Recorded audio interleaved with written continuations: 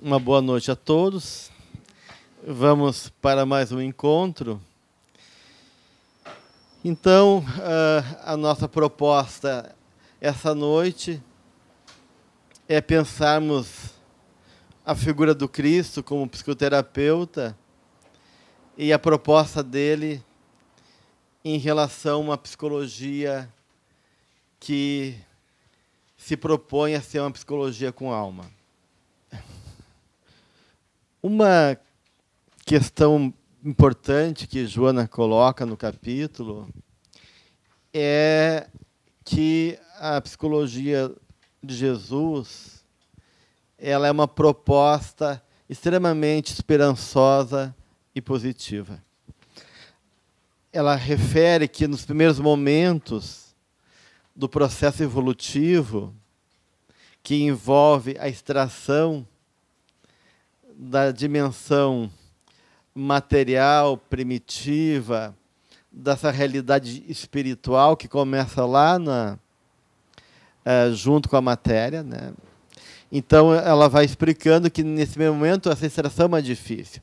Assim como a gente extrai uma pedra preciosa, né, a gema da terra, mas depois, para burilar ela e fazer ela brilhar, fica mais fácil. Então, ela está dizendo que, na medida que a consciência desperta e vai adquirindo novos recursos, cada vez vai ficando mais fácil e mais prazeroso a conquista da ascensão espiritual. E que Jesus trouxe para nós uma mensagem de beleza, de amor e de que existe algo a ser alcançado, que esse algo é possível, enchendo de esperança o nosso coração. Vemos aí uma psicologia extremamente positiva, voltada por uma visão teleológica, a um fim que nos espera, que é a perfeição, né? E a crença dele, né? A aposta dele em nós. O quanto ele realmente acredita em nós. E então, uma psicologia com alma, que é a proposta do Cristo, é uma psicologia que envolve um valor. Porque uma concepção biológica, materialista, ela coisifica o homem e compreende a realidade humana de maneira reducionista. E na medida que a gente resgata a alma das coisas, a alma nas coisas, ou seja, uma realidade espiritual, um princípio espiritual que, na verdade, está em tudo, porque o mistério evolutivo começa lá no átomo e caminha junto no processo da dinâmica que envolve os estágios evolutivos, mineral, vegetal, animal, humano, até chegar no angelical. Então, essa proposta fala de qualidade. Então, quando a gente fala pensa em alma, a gente não pensa em termos de uma substância apenas, de um ser, o ser espiritual. Quando a gente fala de alma, a gente fala também de uma qualidade que se estende a partir desse ser. E essa qualidade é a ética, é a moral, são os valores espirituais. Então, uma psicologia que se propõe a ser uma psicologia com alma é uma psicologia com valores, centrada em valores. Valores que diz respeito às leis divinas e valores que diz respeito aos princípios que nos regem. E do desenvolver de uma maneira esses potenciais em cada um de nós. E aí, Joana, ela vai relatando uma série de atitudes do Cristo em relação a nós, seres humanos, na forma dele se relacionar, na forma dele poder interferir e mediar a nossa relação com as verdades que ele trouxe, na forma dele resolver os conflitos, se posicionar diante dos conflitos humanos, na forma dele poder, de uma maneira, nos educar e assim por diante. Mostrando uma série de posturas dele como terapeuta. Como alguém que entende a alma humana, né? Ela vai dizer que quando Jesus ele estabelecia um contato com alguém, ele adentrava a profundidade daquele espírito, podendo não só captar o seu mundo interno, mas toda a história que envolve o percurso evolutivo daquele indivíduo, e sabia, então, o que se passava com cada um. E, consequente, sabia também o que era mais importante para cada pessoa. E aí ela vai trazendo uma série de atitudes. Alguém lembra o que ela coloca aqui no livro? Gelson, no estudo desse capítulo ali, jogo logo no segundo parágrafo, que diz assim, ela fala que todos os seres são de essência divina, né? Sim. E coloca assim, como consequência, torna-se imperiosa a necessidade de cada qual desenvolver os sentimentos que se aprimoram, superando os atavismos que remanescem das experiências anteriores, ainda predominantes na natureza humana. E eu fiquei estudando um tempo essa questão dos sentimentos, né? O que são, na realidade, sentimentos, de onde eles provêm, os atávicos, né? Como trabalhar isso. E eu achei bem rico esse capítulo assim, de tentar entender as emoções básicas, né? De onde elas surgem, como elas surgem, as características do ser humano em função da sua racionalidade, e como originadoras, né? Dos sentimentos, né? Que precisam ser alterados, como diz a Joana aqui, né?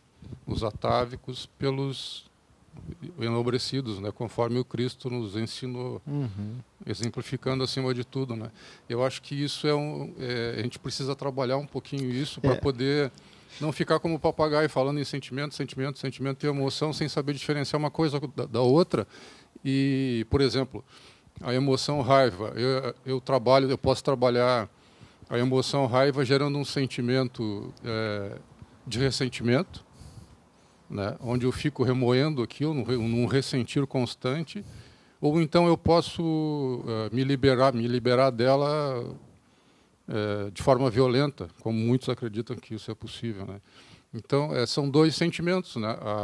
O ressentimento, o ressentir, né? Ficar lembrando permanentemente da encrenca, ou então tentar resolver através da violência, né? São sentimentos originados pela raiva. A emoção... Eu acho que trabalhar isso é bem importante. A emoção, ela envolve uma reação que acaba tendo uma dimensão fisiológica, né? Então, quando a gente está falando de emoções, está falando de estados de estados psíquicos muito primários, né? E o sentimento é uma forma de razão, então é uma forma de compreensão. É mais instintiva e é uma intensificação também dos processos que envolvem o sentir. Toda vez que a gente reage a alguma coisa, tem uma compreensão, ou seja, tem uma fantasia que nos move.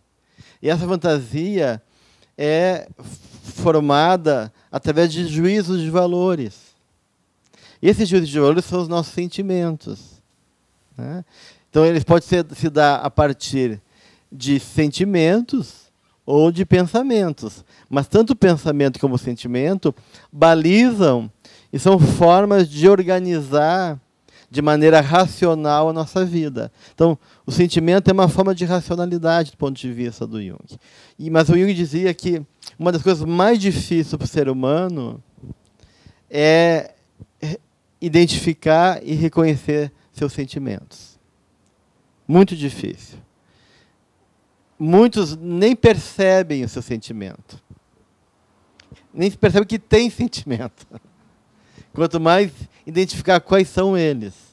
Então, esse processo realmente de poder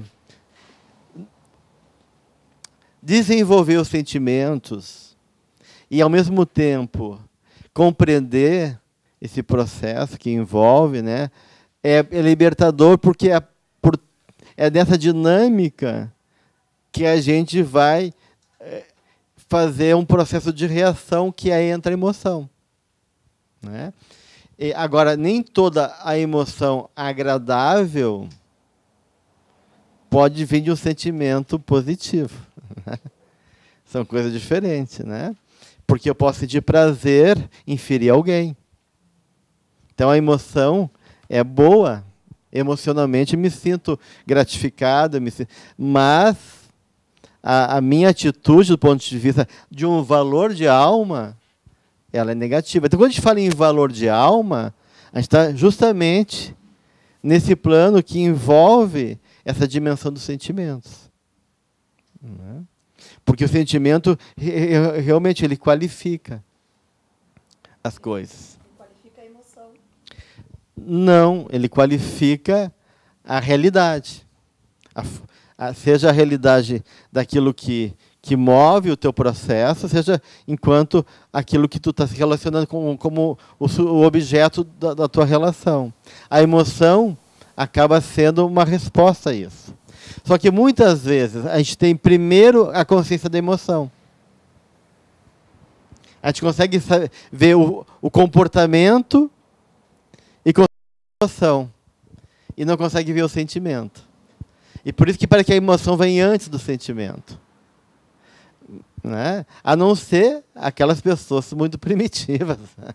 Que parece que não sente ainda, porque no processo evolutivo, né, lá está no Evangelho segundo o Espiritismo, que o espírito primeiro tem sensações. Depois de ter sensações, tem emoções. E depois tem sentimentos. E o ponto alto do sentimento é o amor. Mas na medida que ele opera com o sentimento, ele começa a determinar seu processo. Assim como quando a gente tem o pensamento e tem o livre-arbítrio, tu começa a operar sobre os instintos.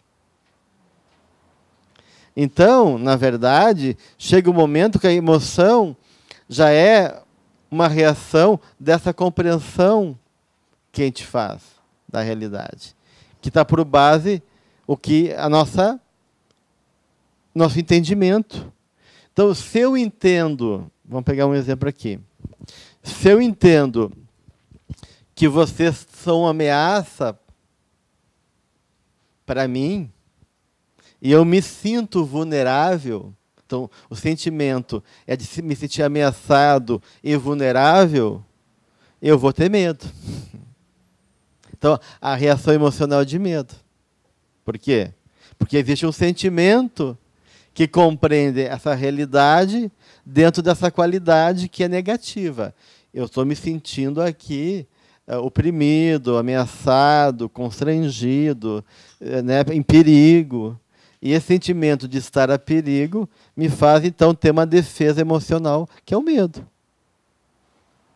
Então, a gente vê essa dinâmica. Então, realmente, esse processo que a Joana coloca envolve todo um processo de a gente sair desses atavismos do passado, de ser pessoas reativas, simplesmente, instintivas ou bárbaras, presas em marcas ligadas à nossa ancestralidade, e ser um ser que pensa, que reflete, que avalia, que possa se descobrir enquanto esses processos que habitam o nosso coração.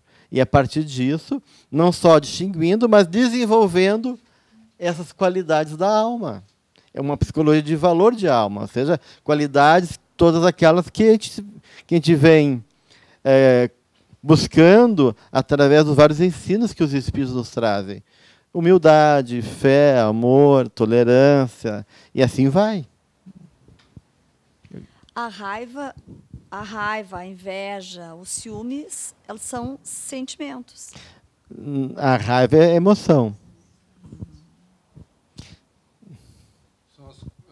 São as consideradas 4 emoções básicas: raiva, alegria, medo e tristeza, né?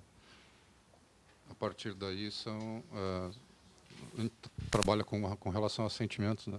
Mas eu não sei se eu entendi direito, José, ou não entendi nada. Tu diz, então, que o sentimento antecede a emoção, ou não, eu entendi errado? Depois que a gente atingir o nível de consciência, o sentimento e a razão, né, o pensamento, começam a operar no centro do nosso processo psíquico. Então, a emoção acaba sendo uma resposta sempre. Tá. Então, se é uma resposta, ela é uma resposta a uma interpretação que tu faz. Então, aí já tem um entendimento e um sentimento, né? Seja a partir de um julgamento pela cabeça, seja um julgamento pelo coração. Uhum.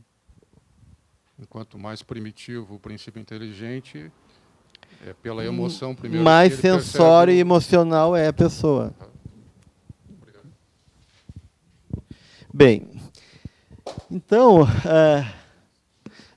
tem uma questão importante que o Thomas More coloca, que só podemos cuidar de alguma coisa se ela nos for familiar. Se aquilo não for, se a gente não vivenciou, se aquilo não faz parte da nossa intimidade, a gente não participou disso, como é que a gente vai poder reconhecer isso no outro? Então, de uma maneira, a proposta psicológica do Cristo é trazer justamente essa intimidade, essa familiaridade que ele já vive com Deus, na dimensão do humano mais pleno, para nós que estamos começando a despertar nossa humanidade em relação a ser familiar também com a nossa humanidade e com o divino que habita cada um de nós. Né?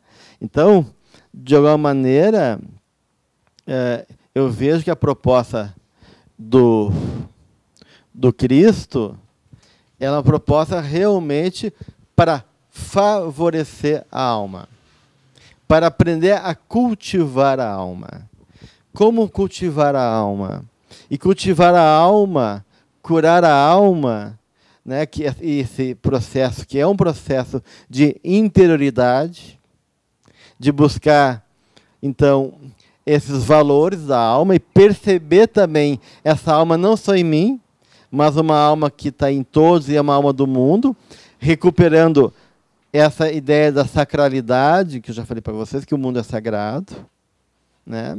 Que exige, então, esse respeito, esse olhar cuidadoso. Então, de uma maneira, o trabalho com a alma é um trabalho de cuidado. Né? E isso é oposto a uma proposta salvacionista. Né? Às vezes a gente tem essa ideia de Jesus como o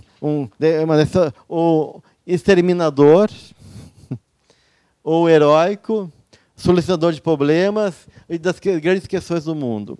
Jesus não quer resolver as grandes questões do mundo. Quando diz, eu devo isso aqui a Deus ou a César, ele diz, dai a César o que é de César, e a Deus o que é de Deus. Quando eles tentam envolver ele, quando Judas provoca ele, puxa, mas por que tu não pega o teu poder e mostra ele para o mundo e assuma, né, a tua condição e arrasa com tudo que está aí, né, e determina, de alguma maneira, a tua verdade, né, e administra, então, a força. E ele não... Né? Joana, ela vai colocar um Cristo, aquele Jesus das teologias igrejistas, embora compadecido da multidão, parecia distante dos seus sentimentos, do sentimento dos homens, procurando a sua comunhão com Deus, longe dos tormentos das massas que se apresentavam necessitadas desse processo depurador. E aí a gente vê que ela coloca Jesus mantendo-se em neutralidade total. Então, essa é a imagem. um Jesus que não se envolve com o sentimento da massa e que tem uma neutralidade total. Não quer dizer que ele seja insensível, indiferente à dor do outro, mas o vínculo de amor, né, é conosco, direcionado por Deus, né? Ou seja, ele vem realmente despertar em nós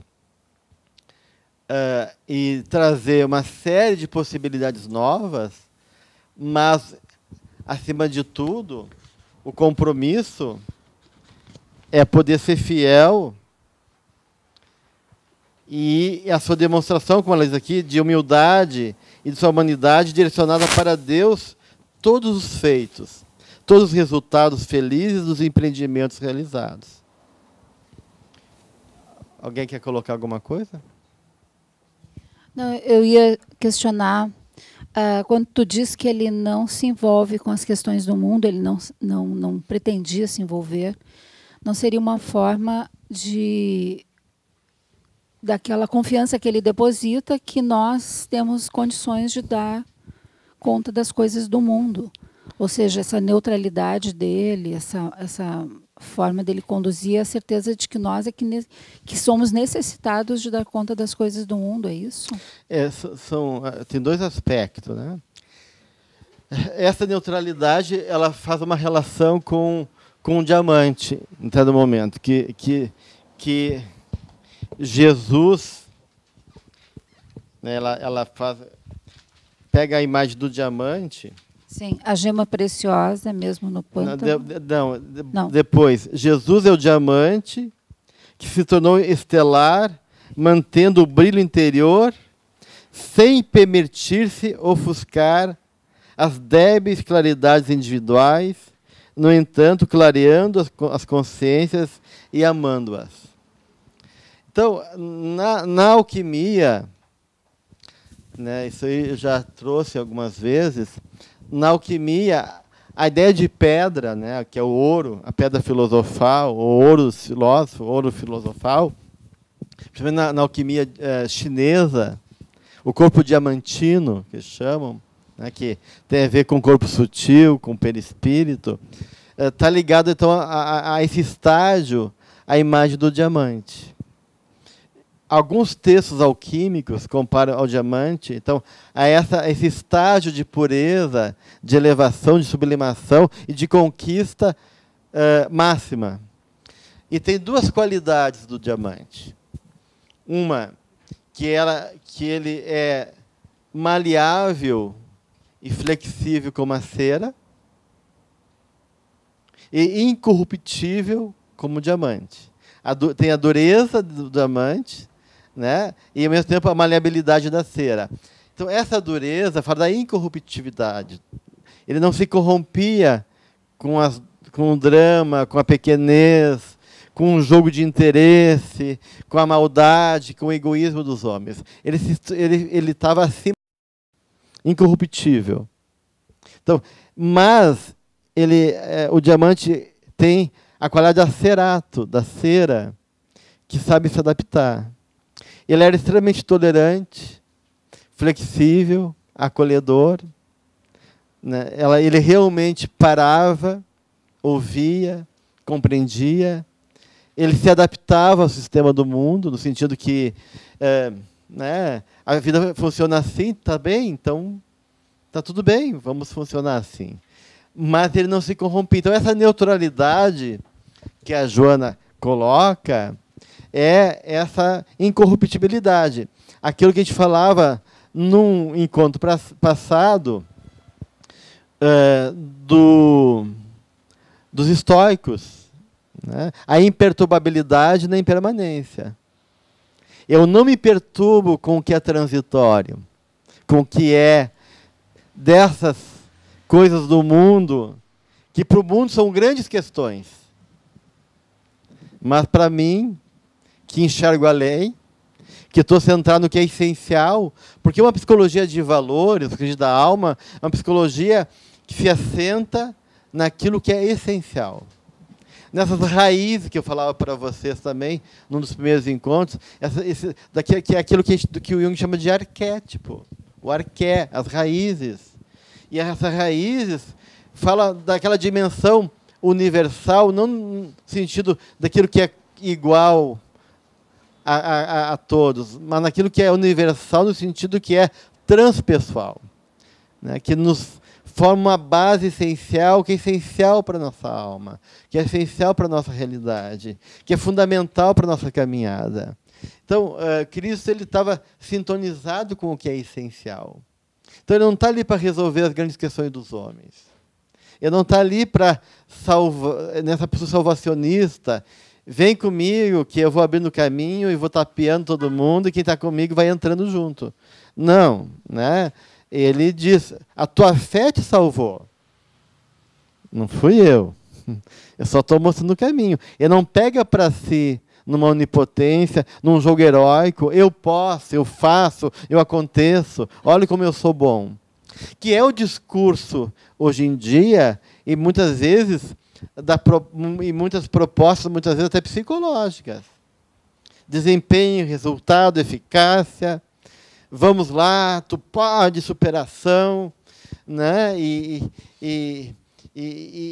joga o ser humano para uma coisa de conquista e de resultar, solucionar problemas, conflitos, onde a grande questão, muitas vezes, não é a solução de conflitos no sentido de exterminar aquela questão, mas poder se relacionar, entender o sentido daquilo na minha vida e transpor aquele processo a partir de um caminho que é esses valores da alma, esses valores espirituais. É aí que Cristo entra como terapeuta, né? Aí vem a proposta dele de ser um agente favorecedor da transformação. Então ele não violenta ninguém. Ele não acende sua luz e diz, olha só como eu brilho, eu ofuscando a luz de vocês, e qual é o meu poder. Ele também não agride. Ele vai despertando os elementos valorosos, e aí tu vê na própria dinâmica dos discípulos, se a gente for acompanhar, né? Ele diz, Pedro, tu vai me trair. Né? Porque ele sabe, e ele não espera, não, bem capaz. Né? Ele não diz assim, olha, tu é um servo mau, tu não serve mais para o meu discípulo, ou olha aqui, ó, eu vou te defender essa da traição, porque como eu já sei, eu vou te tirar desse lugar e agora eu vou te ensinar a regrinha para não me trair. Não. Ele aponta, mas ele espera ainda que os elementos que estão sendo cultivados na alma do seu discípulo possam amadurecer e para mais tarde ele dar o seu testemunho. Então, ele continuou discípulo do Cristo. E acabou entrando numa crise e realmente traindo Jesus 3 vezes, como o próprio Cristo previu, e depois que ele caiu em si e conseguiu fazer daquela experiência um processo de transformação para ele. Então, a gente vê, assim, um Cristo que respeita o livre-arbítrio. Respeita o que é mais sagrado em cada um de nós, que é a liberdade. Que não violenta a nossa consciência. Mas que é firme, categórico, na sua amorosidade. Imperturbável nos dramas e nas queixas, nas exigências dos homens.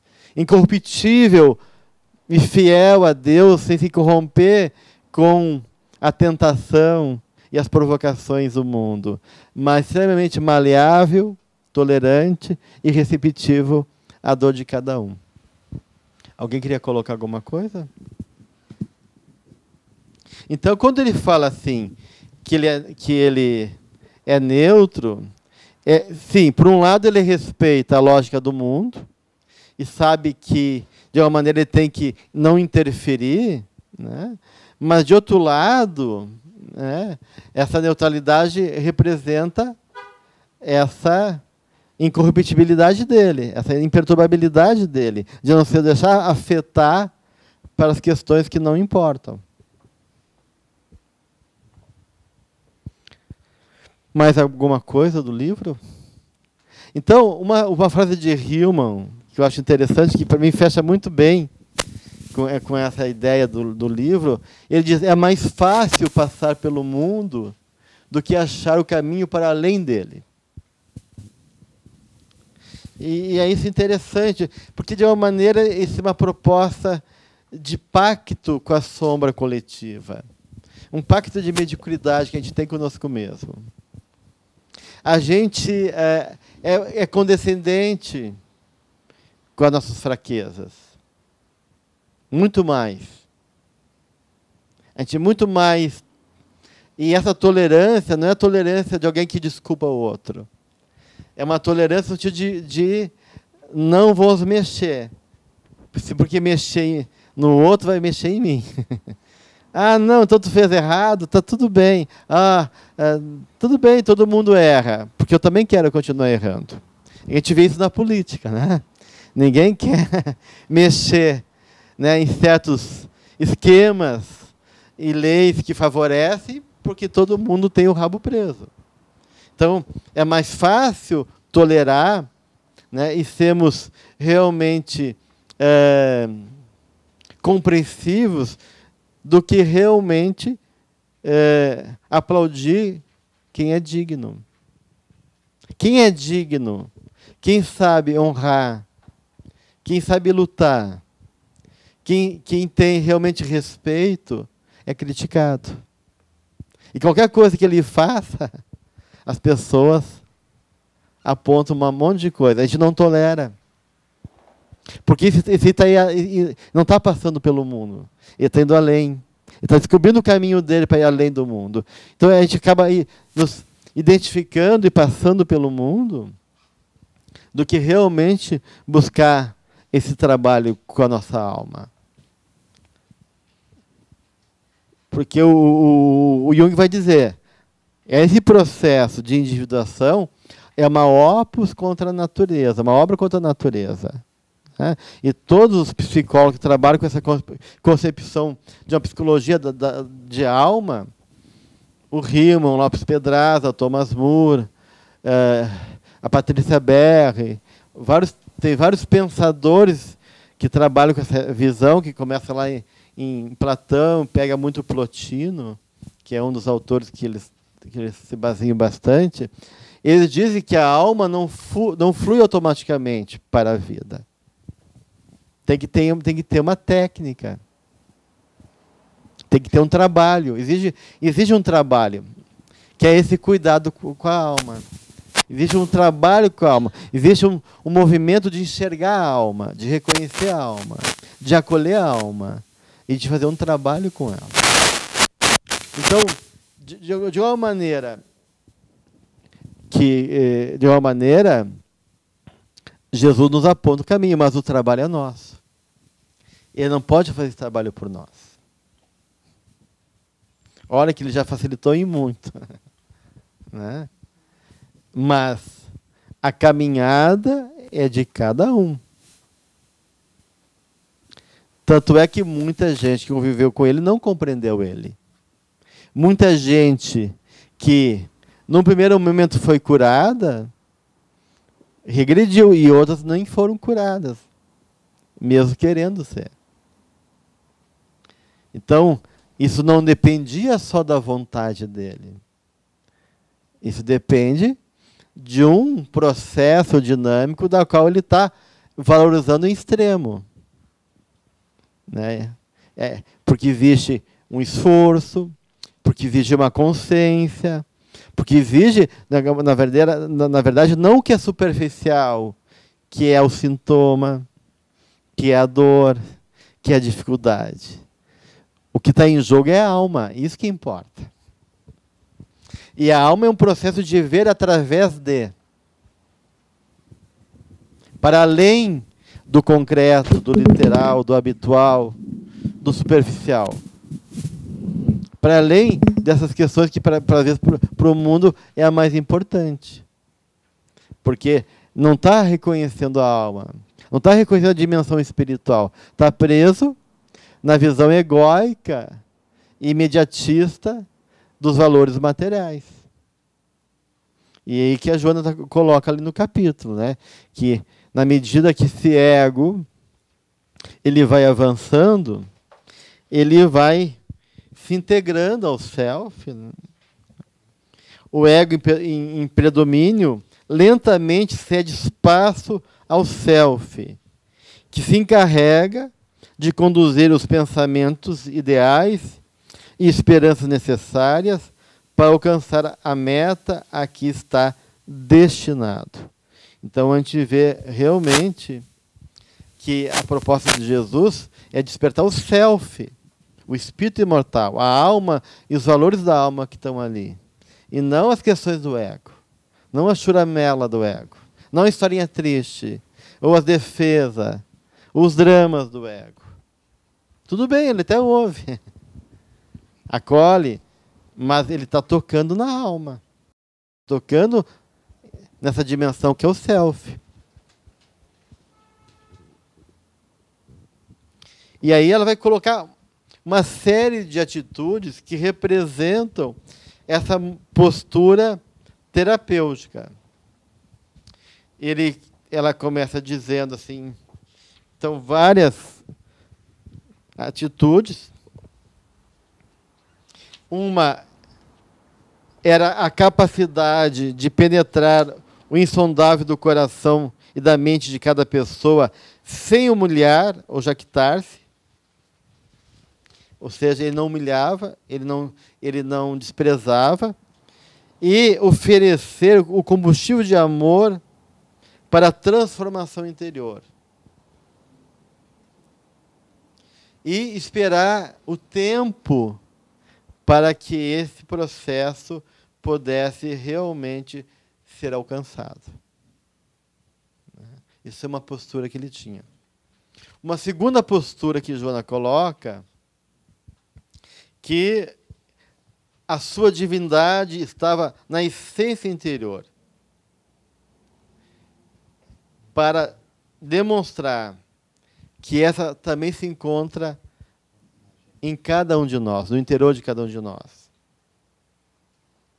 E que isso representava, então, viver a mensagem que representa um amor a Deus pelas suas criaturas. Então, ele amava também o divino em cada um de nós, para que a gente pudesse reconhecer esse divino e começar a tomar consciência, a despertar para essa essência que habita cada um. Uma outra postura dele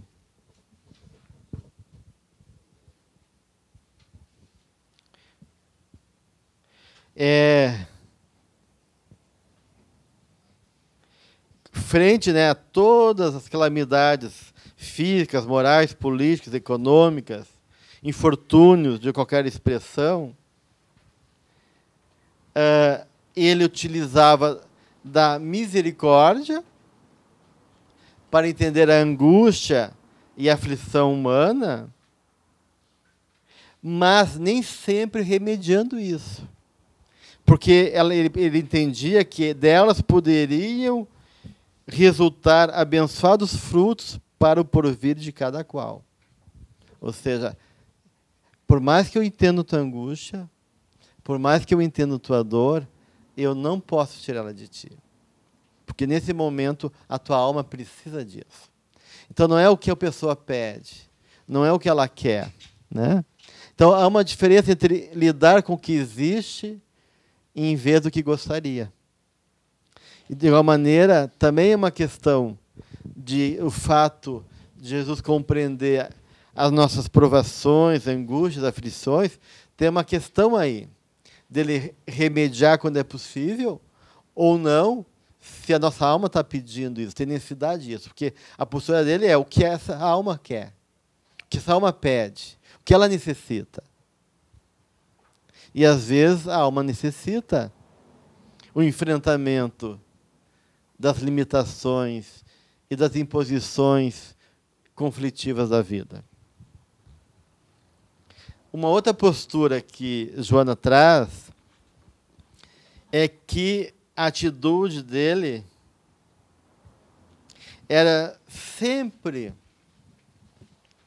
contribuir para um processo de mobilização de força em favor da resolução, sem impedir o paciente ou vítima de oferecer também a sua contribuição. Ou seja, ele acreditava no nosso potencial e esperava algum esforço da parte do outro para que o processo se dê.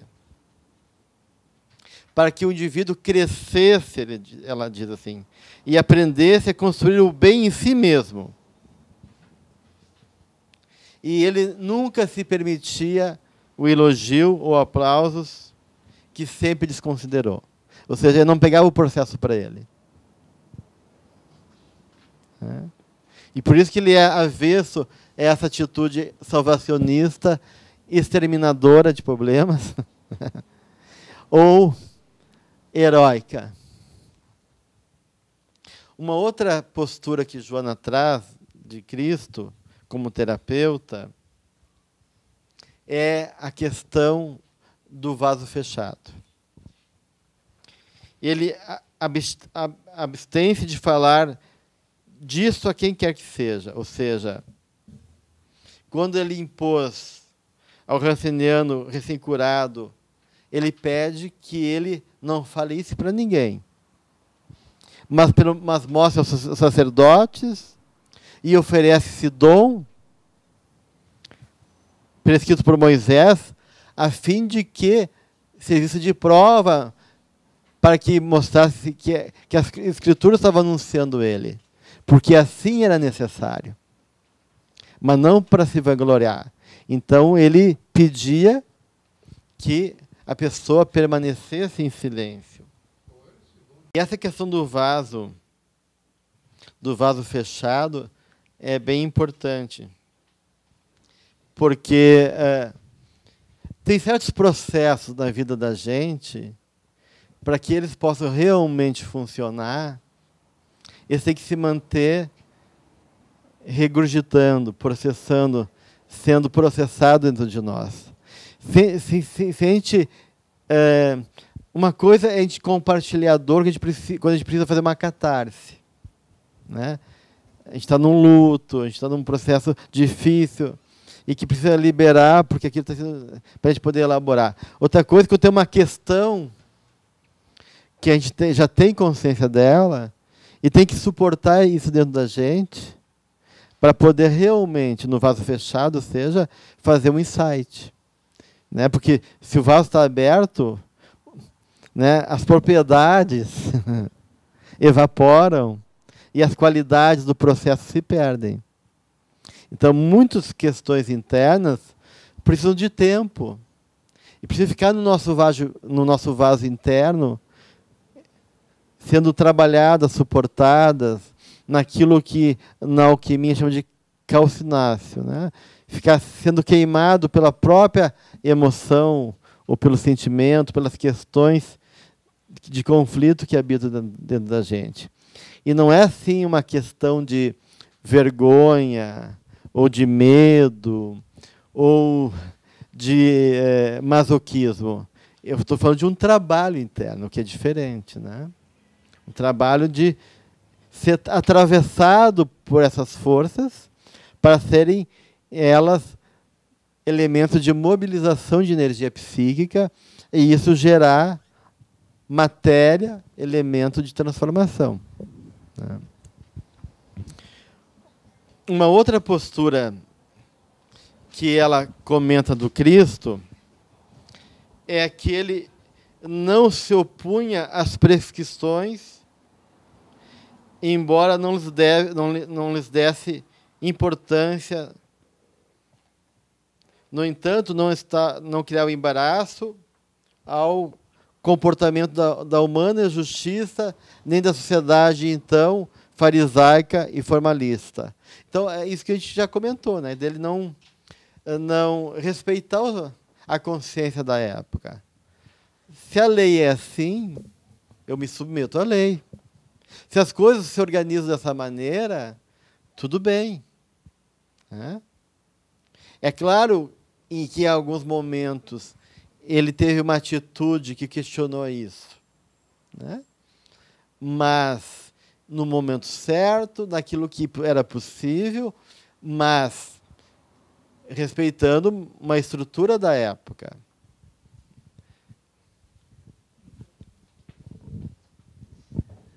Por que o leproso deveria se mostrar curado para os fariseus?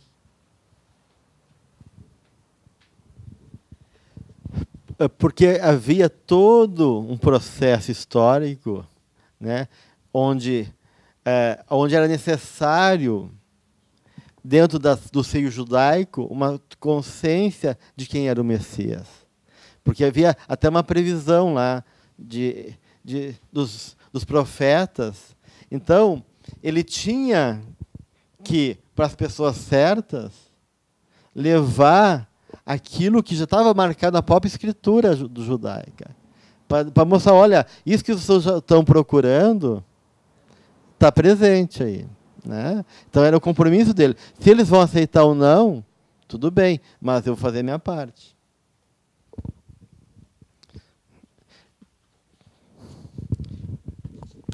Bem, e uma outra postura que a Joana coloca, arrancando as pústulas em decomposição orgânica por intermédio da renovação celular, propunha a profunda mudança de atitude mental e moral do paciente, para que os campos vibratórios modeladores da forma mantivessem o ritmo de equilíbrio para a preservação da harmonia dos órgãos. Então, aí era uma proposta educativa. Né? Então, ele gerava, favorecia uma cura, uma mudança, mas colocava que manter essa saúde, esse equilíbrio, dependia da pessoa. E cabia a ele, então, né, se responsabilizar e se educar para poder fazer esse caminho aí, que ele iniciou. Então esses são traços, de igual maneira, da atitude do Cristo, enquanto postura dele como terapeuta. Gelson, nesse tempo que eu estudo contigo, às vezes eu acho que entendo alguma coisa, mas o relógio dá uma voltinha no ponteiro e eu vejo que não entendi nada. Vamos trabalhar um pouquinho essa frase do Jung aí, essa questão do processo de individuação, de se tornar inteiro, é uma obra contra a natureza? Sim. A individuação é uma obra contra a natureza. É uma frase que Jung, em vários momentos, ele cita isso. Né? É claro que existe uma lei de evolução, do ponto de vista espiritual, que nos impulsiona. Tem uma história do irmão X, do amigo, que fala de um diamante, já que a gente falou em diamante, eu vou pegar essa história, de um diamante que está exposto. E como se fosse assim, um museu, né, um local. E uma pessoa está observando a extrema pureza e a luz que irradia daquela pedra maravilhosa e está espantada. Né? E daí ele percebe que tem mais 2 diamantes, com a mesma pureza. Né? Diz, meu Deus, que coisa linda essas pedras. E ele pergunta para o anjo, como é que eles chegaram a esse grau de pureza? Daí o anjo explica, essa primeira pedra, ela levou milhões de anos num processo gradativo de transformação, vulcões, terremotos, processos geológicos imensos que foram transformando, né, o carvão, o carbono, até chegar numa condição especial, e disso mais milhões de anos, até que ela conseguiu chegar nesse grau de pureza. Uau! Disse o cara, né? E essa aqui, botou para a segunda. Essa aqui, ela chegou, enquanto outro levou milhões de anos, essa levou 2000 anos. Como? Essa aqui, ela foi descoberta e ela adornou os anéis de bispo, o colar do Papa, e ela passou em várias mãos, em toda a hierarquia da igreja, e toda vez que passava, ela era burilada, e em 2000 anos chegou nesse estado. Ele, que interessante, né? E essa pedra aqui, que está aqui? Essa levou 50 anos para chegar nesse estágio. E ele, mas como, tchê? Cara meio Galdério, caiu os butiá do bolso, né? 500, de 2000 anos, 50 anos. Essa pedra aqui, em 50 anos, ela passou por mãos de prostituta, por coroa de rei, por pirata, por isso. E cada vez que ela rolava, fazia alguma coisa com ela, em 50 anos ela chegou nesse grau de burilamento. Ele ficou espantado, né? Aí o anjo explica: todos nós chegaremos à perfeição. O diamante representa esse estágio. Mas se deixar pela natureza, isso vai levar um tempo, sim, a se perder. Essa pedra representa um espírito que evoluiu pela devoção religiosa. Por isso que levou menos tempo, 2000 anos. Mas esse aqui, aos 50 anos, são várias encarnações de batalha com a vida, assumindo a realidade e vivendo as possibilidades que a vida apresentava para ele. E em 50 anos, chegou nessa dimensão já de evolução. Isso é uma obra contra a natureza. Porque a gente não é apenas um impulso natural. A gente é cultura, arte, música, ou seja, um trabalho psíquico. E esse trabalho é nosso, né? A cultura representa esse esforço humano. Senão a gente podia ficar que nem a ameba, né? Sentadinha, né? E sendo alimentada, né? E aí um dia, evoluir, né? E não é isso. É um trabalho que tem que ser feito por nós mesmos. Né? E por isso que o Jung diz que a individuação é uma opus contra a natureza, ou seja, eu tenho que fazer um esforço, superar minha natureza instintiva, tirar minha identificação com o passado, com aquele atavismo que trazemos, e poder dizer: eu não sou isso, eu sou mais do que isso, e trabalhar em favor dessa meta que é a angelitude. De repente, esse processo não tenha sido assim de que Jesus, então, veio, se fez homem. Por um longo tempo, a humanidade vem nessa direção, né? Então, agora, com essa nova proposta de que o ser humano é que tem que se elevar e buscar, e se esforçar e progredir, e ele é que tem que ir nessa busca. Então, talvez essa questão de muitos ainda ficarem esperando que se venha do alto, né? O resultado das coisas que os outros façam por si sejam dessa longa experiência de espera e de adoração, e de que não precisa esforço, que as coisas caem do céu. Então, há uma outra postura agora, né? Na verdade, ela sempre existiu, mas a gente está acordando por isso agora. De uma maneira, a proposta é sair realmente dessa dimensão infantil, de esperar que as coisas venham de fora e do outro, e assumir a responsabilidade pelo nosso processo. E não culpar o outro, não culpar a vida. Né? E com certeza, porque enquanto a gente espera que o mundo faça o trabalho para nós, a gente está nessa dimensão da impotência, da incapacidade, da preguiça, da acomodação, da vítima. Então, temos que nos libertar disso. Só uma coisinha, talvez nem esteja assim tão dentro, mas Jesus não demorou, ele ficou 30 anos escondido, na verdade, assim, por o crescimento dele, com a luz que ele já tinha toda, e só 3 anos de pregação, se mostrando como o caminho, a verdade e a vida, né? Esses 3 anos que ele acentuou como esse 30 de aprendizado, porque, na verdade, ele já era isso, e só que ele mostrou a humildade nisso. Não, claro. Não, na verdade, não é só humildade. A gente tem um grande esforço, um doloroso, e essa paixão dele, né, essa compaixão conosco, durou 1000 anos, na verdade, se preparando, não 30 anos.